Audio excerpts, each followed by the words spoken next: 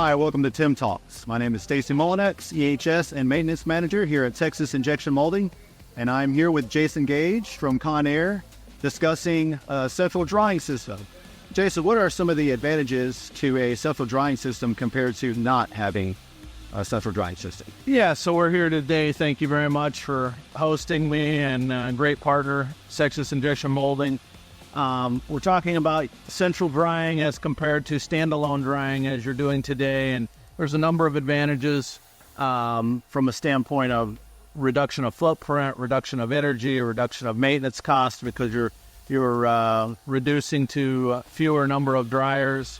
But also the main thing is changeover time reduction and having material on demand at any time. So those are just a few of the key variables or key decision makers that people use in making that conversion. Thank you very much, Jason. Thank you. And thank you for joining us for Tim Talks.